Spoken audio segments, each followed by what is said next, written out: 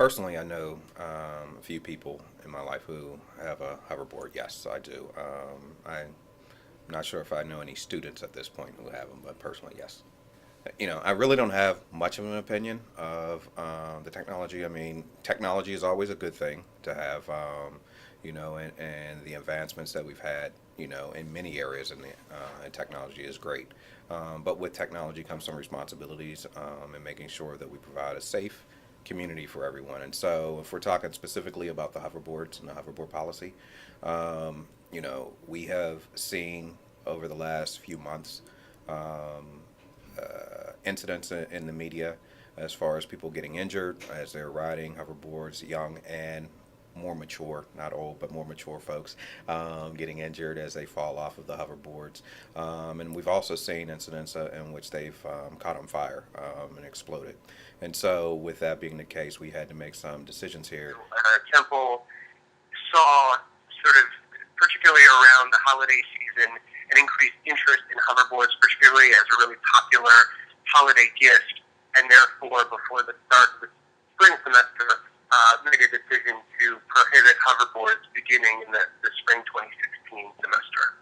Before the spring semester started, a number of representatives from across the university met to discuss hoverboards and how we might be able to best address them as the spring semester started.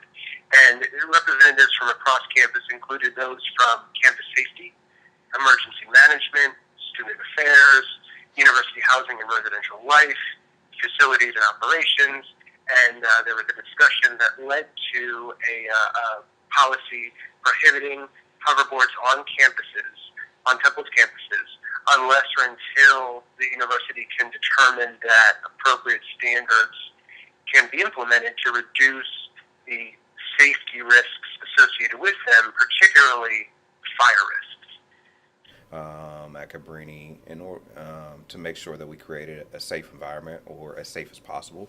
And that decision was to say that at least at this point in time, hoverboards are not permitted on campus at this point until we can get more information and until some of the technology glitches are worked out, and so that we can ensure that if someone's riding around, we're not going to have fires that spontaneously erupt. And to the best of our ability, we can say that people aren't going to get injured. There's been a lot of news about the safety of the hoverboards, and the safety of students is the utmost importance. So I feel that any measures that are needed to be taken to help protect the safety of the students and, our surroundings, it's important.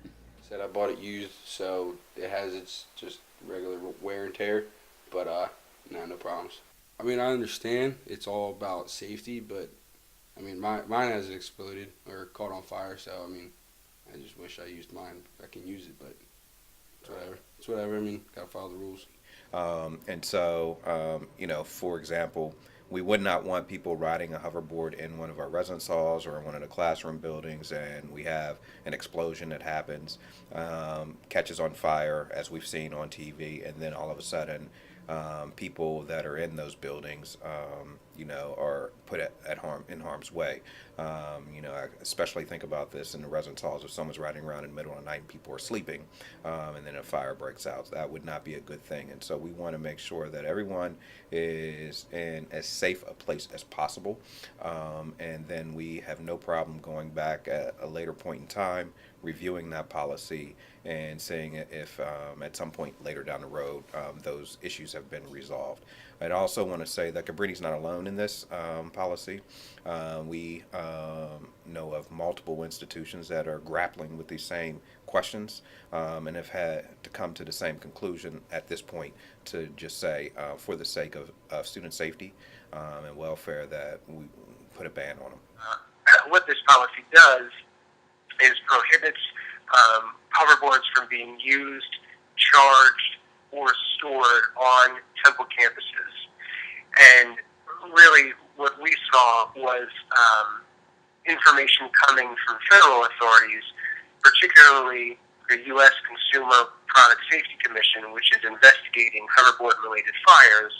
And due to the uncertainty about the manufacturers that may, models that may lead to fires or those that may not. There's a lot of uncertainty regarding the safety and standardization of these devices. I grew up watching Back to the Future, and the hoverboards were way different in Back to the Future. So I had a nostalgic pang for the Back to the Future movie. I think they're kind of cool and interesting, but it also takes the joy out of walking as well. That's just my personal opinion. Our policy, which was posted on January 8th of 2016, includes a line that says these devices are prohibited on our campuses unless or until Templeton determined that appropriate standards can be implemented to reduce the associated safety and fire risks. So really, it's the standardization of these devices that I imagine will be led or potentially enforced in large part by federal authorities. And if and when that happens, then I think we could revisit the discussion. Okay, so as far as the policy is concerned, again, we did our research, and once that information came up, it was between myself, the folks over in housing and public safety were the ones who sat down, looked at this, and made some decisions as to what the policy would be.